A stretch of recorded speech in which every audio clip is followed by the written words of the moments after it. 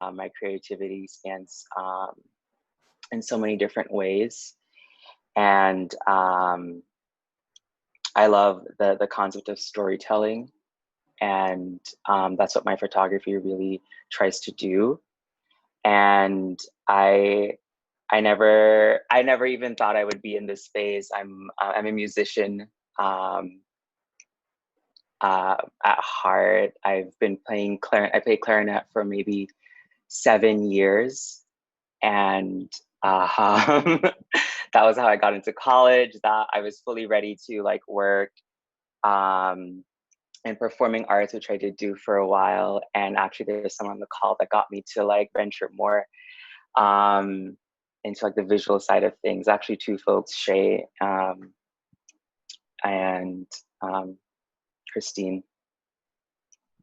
So I'm really fortunate to have those people. But as my photography has evolved, I've really tried to tell stories around femininity and femininity in a way that was going to resonate with the femininity that I felt and that I grew up with. I grew up in a home that was predominantly women. I was raised by my grandma, by my aunts, and the strength that I saw in them was like really impactful. The people that I saw really like taking care of the community, providing meals, educating, were women. And I just really wanted to show them in a light that expressed that strength, but also really like expressed the care and the tenderness and gentleness that's also a part of femininity. Um, and yeah, I think as the events of 2020 have unrolled, we are seeing how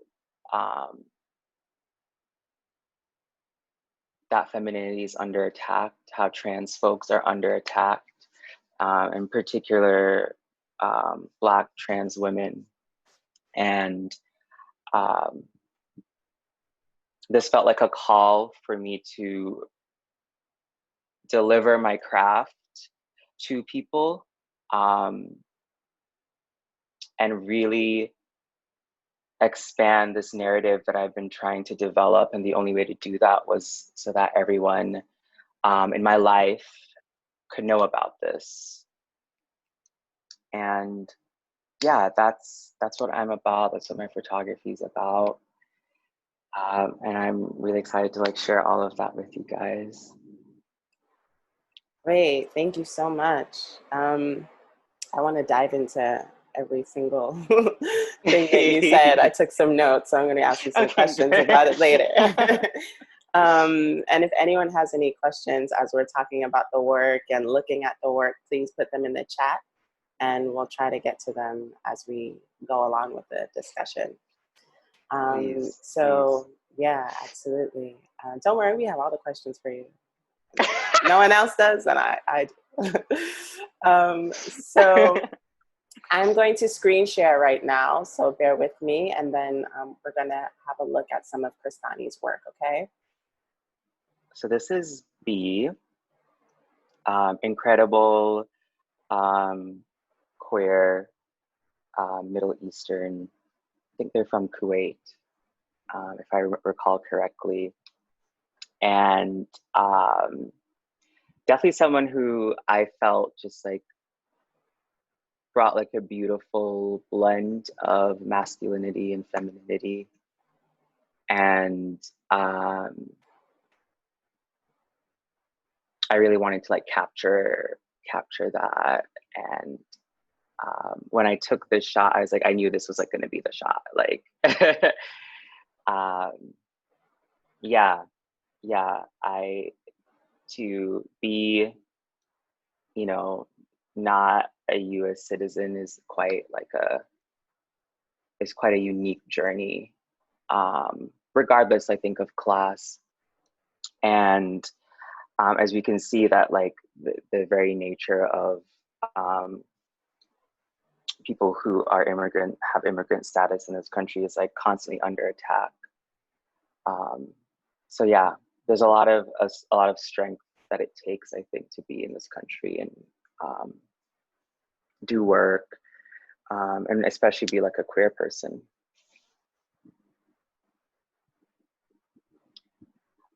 This is Bree, and I feel like this was like a twin moment for me, because I almost felt that I was like looking into a mirror, photographing her. Like there were times where I was just like, wait, is this me?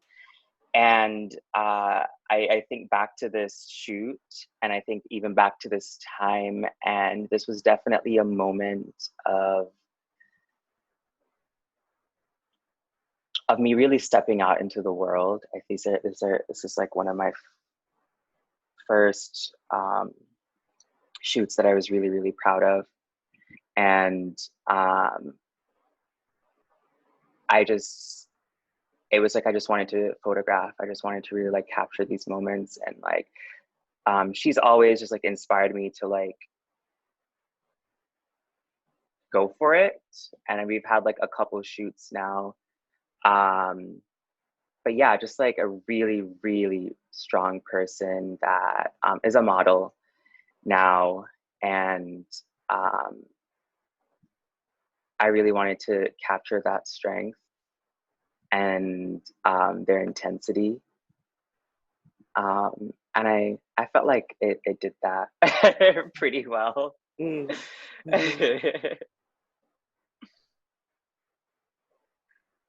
This is Erica. And if I could summarize Erica in a photo, this would be it. Like they're so full of joy. There's such a tender spirit. Yes, Perla, yes. They have such great style. It was such like a pleasure to like work with them. I didn't really need to give them much direction, and we just felt like we always clicked, and it was so beautiful to like share these moments where we were clicking, and they just, yeah, this was their mood. There's something about Black women smiling that really speaks to my heart. All my grandma, my mom, my aunts, they're all like jokesters. They're all clowns. I get so much of my sense of humor from all of them. And seeing them struggle, hearing the struggles that my grandma go through, she dropped out of school at 12 to go wash clothes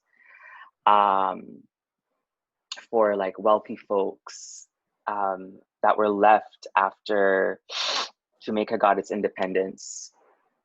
And so I've heard many struggles from all of these women, and the moments where they were able to like make jokes about it and share like happy times, and like the times they all like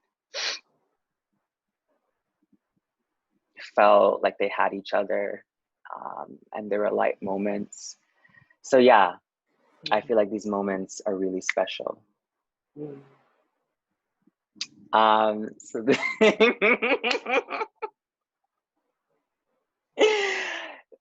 this is like one of my favorite photos that I have ever taken,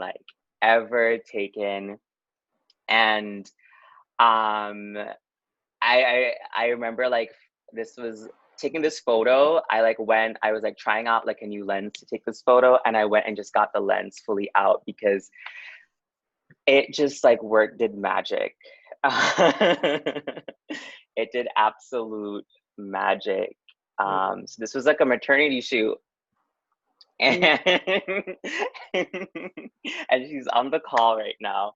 Okay. Yes, yeah. I love that. And Christine. um, and if I could like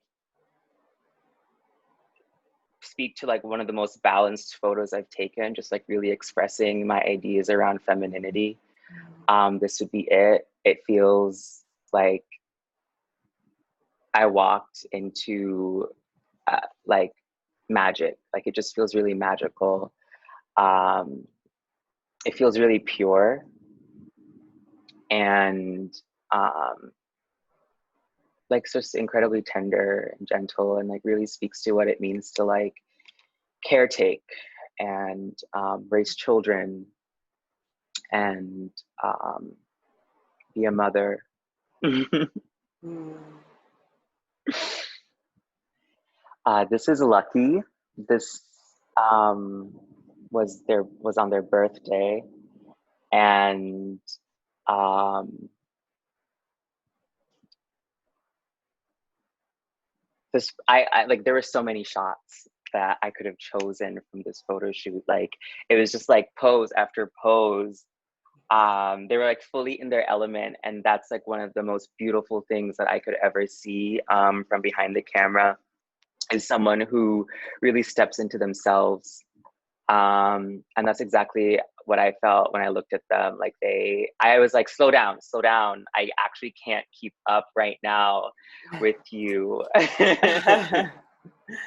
um, but yeah, they're non-binary Cantonese, and um, in looking back, I never would have realized just how like important it was to like document someone of this identity. Um, COVID struck, and um, East Asian folks really, really openly, it was just openly like experienced the racism that happened in like the like very openly in the last century, and that like Black people face as well. And so to like like really see the raw level of that, um, looking at this photo, and other photos that I've taken of folks who share the same like heritage. I like definitely looked at these and like cried, because Mm. I was like, wow, um,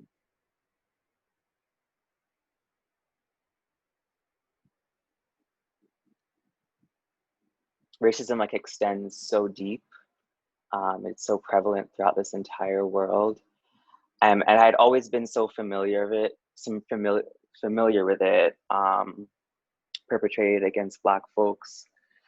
Um, so to see that, I really was able to put in perspective the necessity for like a global struggle, for understanding that these struggles like are intersectional, they are connected.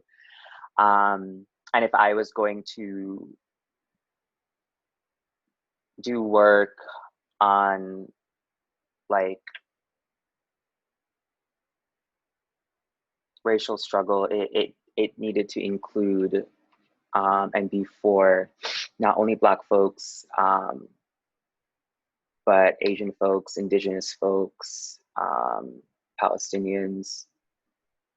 Yeah, yeah. So that's like the perspective of this photo that really became important. This is Mel. Mel is cool. Mel is cool. I hope you guys get that vibe.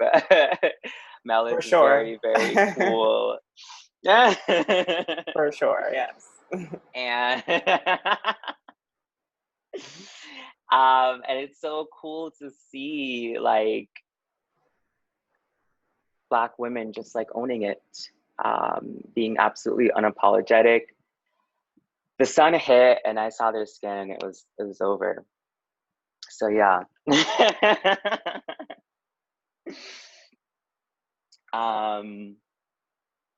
This is Sophia, and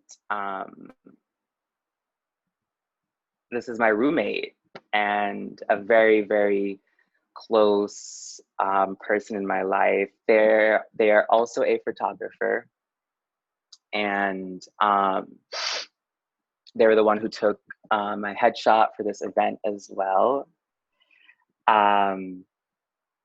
And I have learned so much from this person. I have learned a lot about photography from this person, but I think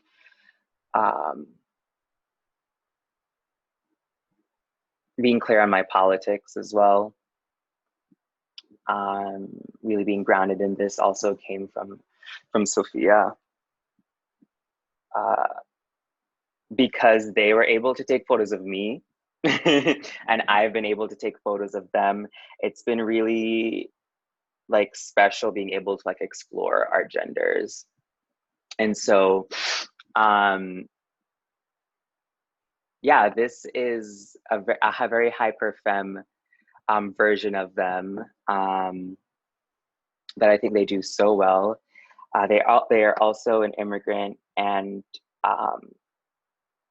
you know, being an immigrant as well, but coming here like a lot younger, I received a lot more time to like develop and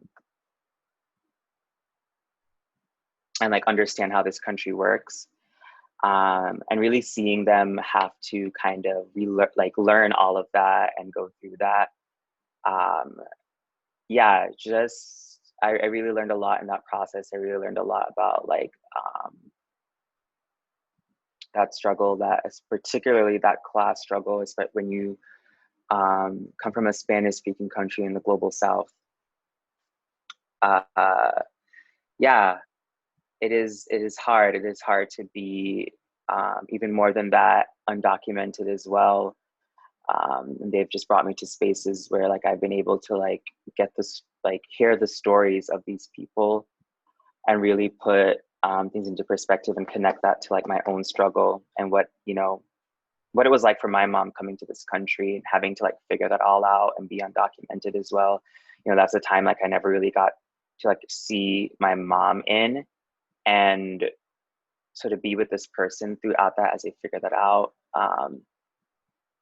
figure out what it's also like to not just be an immigrant, but like queer and non-binary. So yeah. This is Parul, and they're my biggest fan, honestly. They hype me up so much.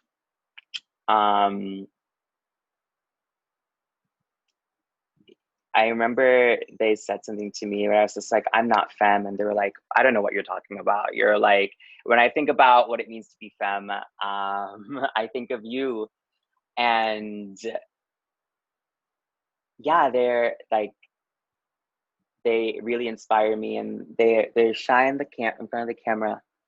And so it was like really special to get them just be really natural.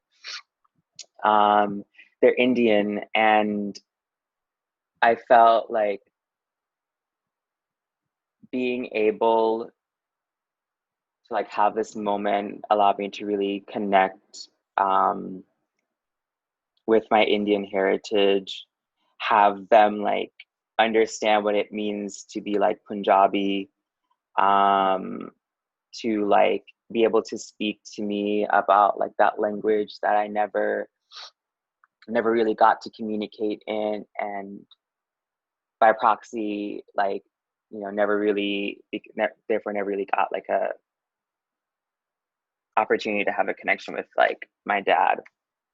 So yeah, this was a really special moment for me, and like connecting myself with like my own identity.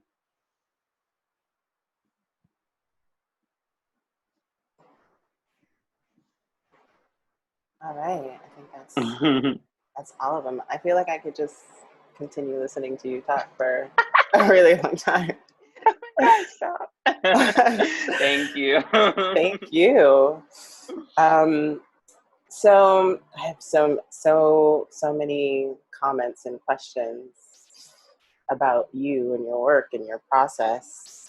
Yeah. But first, and I think we have this very much in common, where I am so interested in exploring identity and talking about identity and the constant evolving just in life. You know, things are always changing and moving.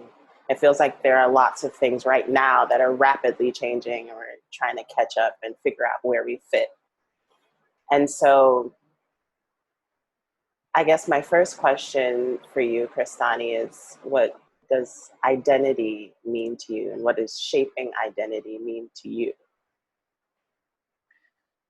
As someone that is at the intersection of a lot of identities, I'm Black, but not only that, like, um, I'm not a Black American. I'm Jamaican. Um, I'm not entirely Black. I'm half Indian, and um, I'm queer. I'm trans feminine. Um, I'm an artist. Um, I really struggled, in essence, to really like understand like who I am. Um, Particularly because I have just felt so removed from all the ways that I could find like identity. I'm not in Jamaica. I don't have a relationship with my father. Um, I My family doesn't really accept my queerness or my transness, and it is really difficult to create art under capitalism. Um, that's why I really did move away from music, because uh, it was so commodified, um, and I've had these discussions with someone else on the call, Shay, where we've just, I think we really understood that like um, the way that music is presented these days, it's not like rooted in community and rooted in healing. Uh, so as I've grown into these identities that I can really like accept. That's what I truly feel like identity is rooted in community. And it was never about like finding myself and understanding myself entirely, as it was to do more with um, finding people who I could heal with. We have this collective trauma um, because of those identities and what we've been taught about them in this world. And so discovering that was really like being with people, like um, having people share with me, um, leveling with folks, and like really learning my history, learning other people's history, and how that's all like very, very much connected. So these days I look at my identity as something collective, um, as something I've discovered by being with people and making deep connections with people. Wow, I love that. I love the the idea of finding people to heal with as like a starter, um, and kind of using that as a charge in self and in your work. I feel like I've definitely had that experience as well, being an actor and trying to navigate yourself in like the entertainment business. Mm-hmm. And you're like, okay, like these are my principles, and this is the kind of work that I want to do, and the kind of work that I'm interested in, and the kind of stories you want to be a part of. And then just finding that you're not really fitting into what's being created. Mm-hmm. So I appreciate that so much. And I feel like I've definitely been leaning towards that more, of finding people to heal with. And then out of that comes so much beauty. And then, you find lots of great opportunities for work and collaboration. exactly. And so do you feel more in tune with yourself and your identity and where you are right now? I would definitely say so. I I started hormone therapy almost a year ago, actually. I can't believe it's been that long. Um, and a lot of the photos that I've taken, I took while identifying as, for the most part, like a cis gay man. Um, and to like think about myself in that way now, it feels really, really foreign.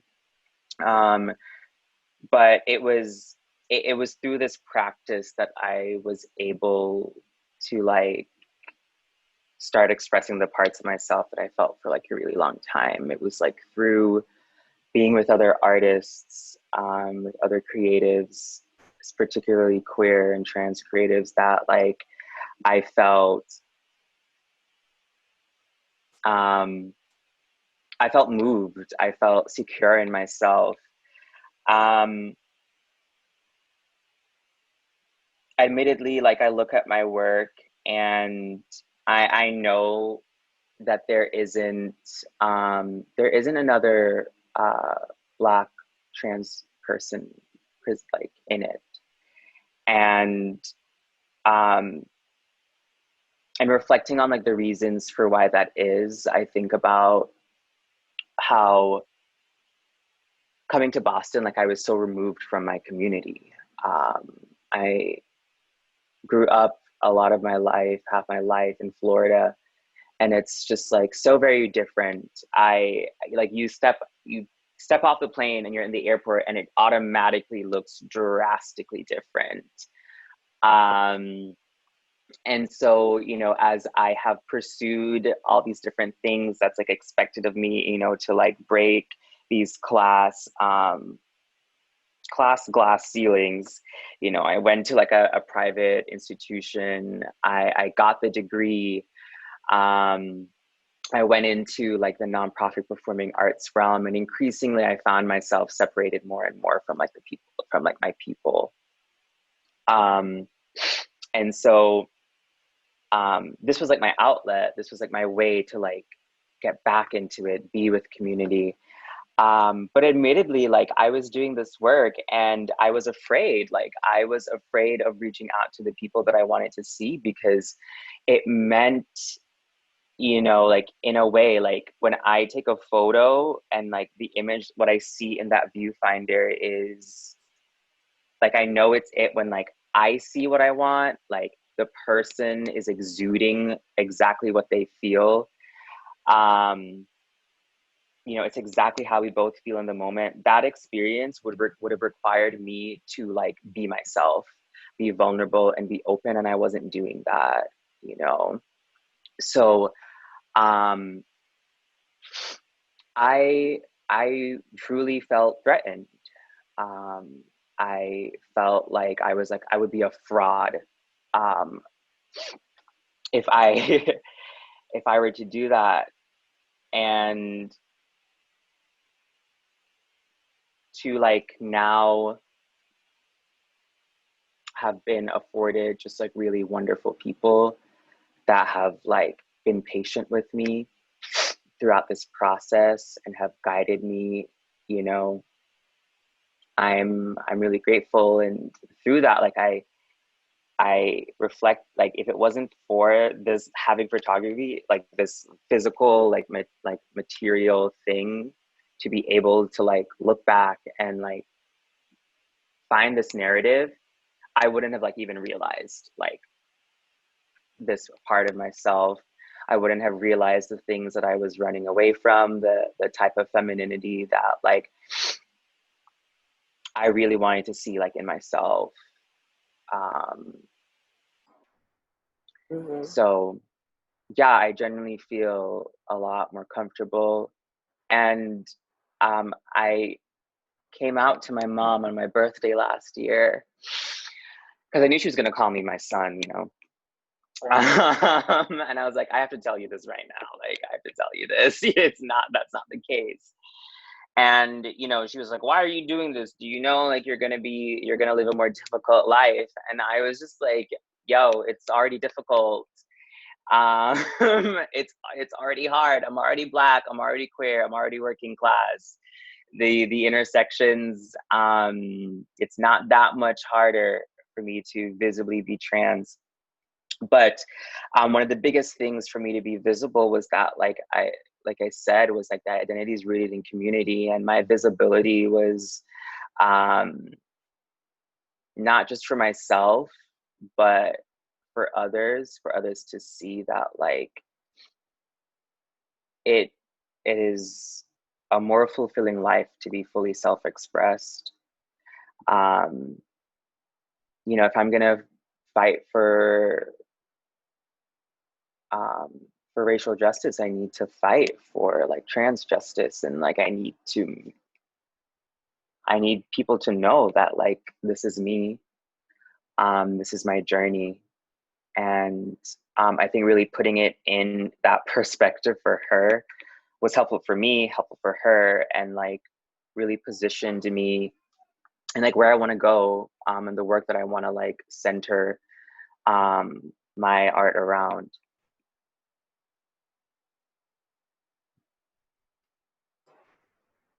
Wow. Exactly, Perla. It's, I mean, Thank you, Perla. it's beautiful and incredibly inspiring, and requires a lot of bravery to really be fully experiencing yourself. Thank you. I think that connects to my next question. And I Oh, think you wonderful. kind of, yeah, I love when the transitions are easy, honey.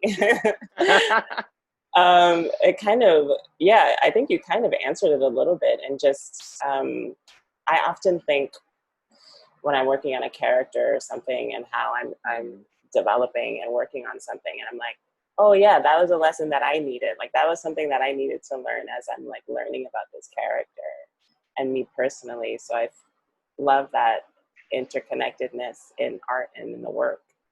And I think you kind of answered it, where, growth personally and growth in your work, and they kind of can work in tandem often. And so, correct me if I'm wrong, if you already answered this, but is there any specific things that you learned about yourself through your work, or about your work through your self-exploration? Yeah, I funny, I never wanted to take photographs of people. When I started photography, I had no interest in people. Oh. And that was the capitalism speaking. And uh, you know, um, so to have literally started taking photographs of people, I really learned that, like, I was putting on, like, a front of, like, I'm strong, I've got this, I can do it all by myself. Um, I don't really need nobody. And these are things that my grandmother said, it's just like, I raised 6 children by myself and I didn't need a man. And, like, I was one of 13 kids and I, like, supported, like, the family, and, just, like, this narrative that I think poor and working class people are given, that, like, you know, we do it by ourselves, and we make it by ourselves, and we are independent and we are strong, and that's what all of that means. And so, you know, to ask to get consent from someone to take their photograph, um, to conceptualize what this photo is going to look, to think about the location, what they might wear, how they're going to feel. Really, I had to stop thinking that that's, like, being in like, doing things by myself, not asking for help, meant that I was strong.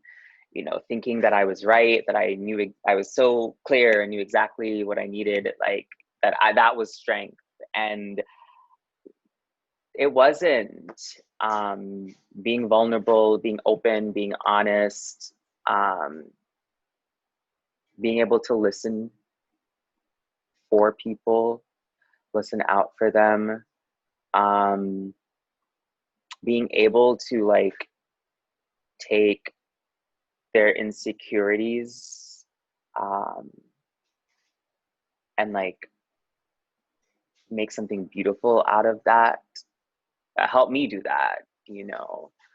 Um, help me to like embrace that vulnerability and be able to like have real honest conversations, with folks, and not be like a jaded, offstandish like person, which is not who I am. But you know, like that's like the narrative that you're fed to be able to make it, and be successful. And I could feel the gas of that just like really running out. Um, it actually became, the more it actually felt difficult to even like photograph, because it was just like there was just no way I could do all of this work by myself.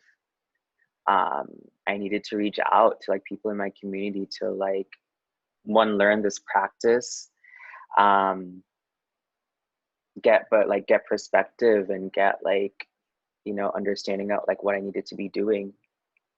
Um, yeah, I think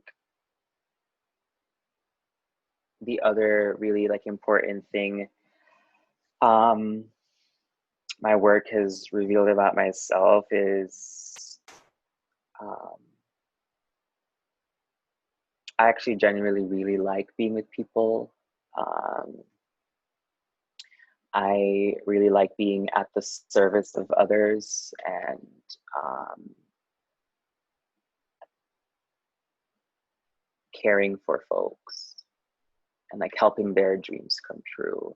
Um, and that's like the reason why I got into music. You know, I studied music business for this very reason, because I, to be so moved, by work, you just want to share it, and that's what I was about. So being in the work of like photographing and documenting and, immortalizing like these stories is has just shown me like, yeah, like this is what care can look like, and this is what like healing can look like, and this is what connection can look like. And um, that's, at the root of that is being myself. Mm. Hmm. I love that. It's see, this is why more people need to do art. Like, Everyone can be an artist. I wholeheartedly believe that. I I agree. wholeheartedly believe that. Um, I'm also a designer, and I feel like that really helped me understand just like how like art can truly be a part of every single part of our lives. Um, how someone talks, you know, can be artful. The way someone shows care is artful. Um, the way someone grows a garden and like takes care of plants is artful. Like there's just so much food, like I feel like there's art in every single part of our lives. And what was so difficult for me to like really be a part of this world and self-identify as an artist is, you know, we have this idea that like you practice art in like some kind of like school, and then you're put into like a gallery space, and then you're funded by majority, like, you know, owning class white folks, and you're like this sole artist who is making art to be sold, and you know, like not for the sake of healing, of like engaging with people and engaging in your community and uplifting that. And so, you know, when we restrict art to this thing that you do for a living, that might have, you know, meaning beyond like the ends to a means, it it just does not feel as authentic, and it doesn't feel as vibrant. Um, and I don't think it necessarily even speaks to the heart as much, and it actually doesn't, it's not accessible. Um, it's for a specific reason, it's for a buyer. And yeah, um, I really, really believe in like collective creating. Um, I don't think I would even be photographing if I felt like I was doing it by myself, like I was the person behind the camera and I'm calling all the shots. A lot of these photos came together because I got ideas from other folks. I was assisted by other folks. I worked with other folks on like the editing so much. Um, yeah, yeah, that's very much how I feel about art. I truly believe it needs to be collective. And I truly believe that everyone has something to contribute to creating. Absolutely. I absolutely agree. I'm going to ask you about all your plants later because I'm obsessed with plants. I'm constantly collecting. Absolutely. um, and they are also art. I believe that as well. So, let's see. I had some other questions, and I want to go with the theme of what we're talking about because I feel like it's so important. But I also want to touch on your work specifically and like the current social climate, Mm-hmm. and just thinking about if you're considering the kind of work that you're creating and making now in this moment and for the future and what that looks like. And I also wonder, just to follow up on that, if you think that your work will be directly impacted by what's going on in the environment. And if it is, or if it's having an idea and then just going with it. Or, okay, this is what's happening right now. Let me create some work around it. Because, you're creating portraits and these Mm-hmm. beautiful photos with people. So I'm interested to know if there's any component of that in your work. Yeah, I mean, this situation, how it's affected me, like, um, I fully planned to like really like expand um, what my work showcased, and COVID hit, and um, it was inappropriate to you know still be out and going out and like being with people. Um, and I was really down about it. Um, you know, it felt just like, wow, like I had all these plans, and had, yeah, all these plans about for like my growth. Um, uh, and for like being with people, it was about to be warm. I was ready to pop all the way off, like fully.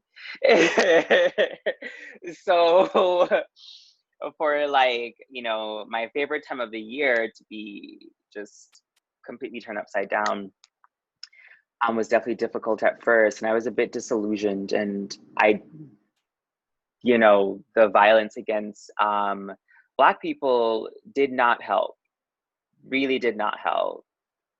And um, I I was genuinely scared. Like I was genuinely afraid to go out, to be visible, um, to like take up space in that way. Um,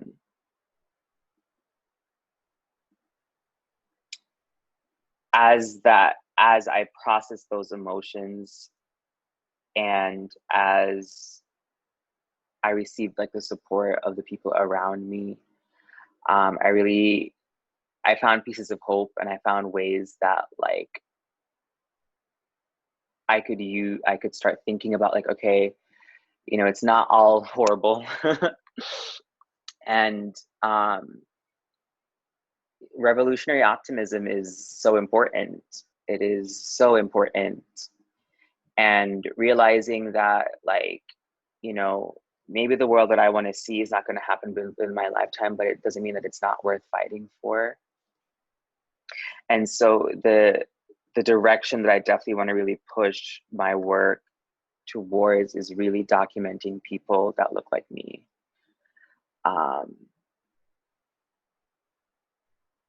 Telling the stories of people that look like me, people that have similar journeys that I have, because the way that we're treated and the way that we see that we're treated is it's like expendable. It's one out of like millions, and it's not the case.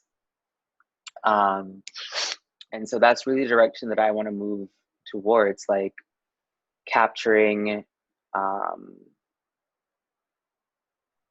Black, trans, femme folks. Yes. I mean, you're just hitting me with all the quotes right now. Like, revolutionary optimism.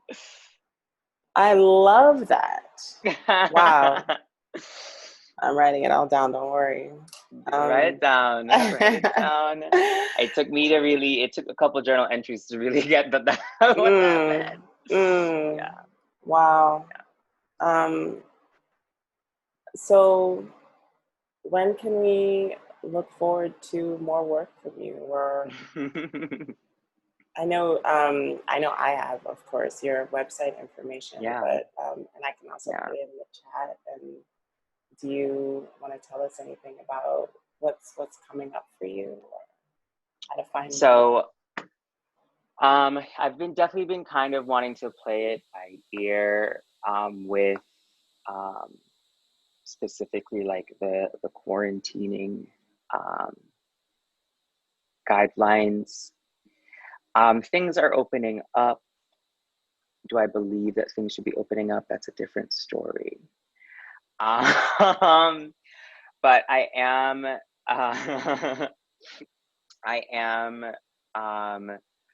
looking into developing a way that I can do like socially distanced photo shoots, ones that make sense. I have invested in a zoom lens, so I can be like more of at a distance from people. And yeah, I think I've been coming out of my little hole as well too. So definitely thinking about more concepts, putting myself like in community and being in contact with folks. So yeah, there's a lot of things brewing, and fall is like a really beautiful time. So in New England, so expect things in the fall. Yes. Oh yes, you're in Boston, right? Yes, I'm in Boston. We have just a couple minutes left, and I actually intended to do this at the beginning, but just a little quote from fellow artist June Jordan, American poet, and I feel like it's just very in sync and in line with what we're talking about today. And the quote is, "In the process of telling the truth about what you feel or what you see, each of us has to get in touch with himself or herself in a really deep, serious way." And that's it. June Jordan. And Christani Pal, thank you again so much. And thank you everyone who bought a ticket and who took the time to come and share space with us. It was very beautiful and so inspiring, and I'm so happy to just be here and starting the week of events with you. I never know what's going to happen. I never know what's going to be said. And I always just, okay, I'm like, oh, yes. I feel very empowered myself. So it's always nice to collaborate. And that's why I love to do it. And yeah, thanks again. And if you guys want to join us for the rest of the week, you're more than welcome to, Friday and Sunday. And yeah, that's it. Please hydrate and take care of yourselves. Thank you, everyone. Thank you to all my people who've come out to support me. This is really special, and I'm so glad I got to share this moment with everyone. I'm so glad I also got to be a part of this. This was. I will remember this for the rest of my life, and I don't say that to be dramatic at all. So. So, yeah. Thank you so much. Thanks, everybody. Have a good night. Thank you. Bye.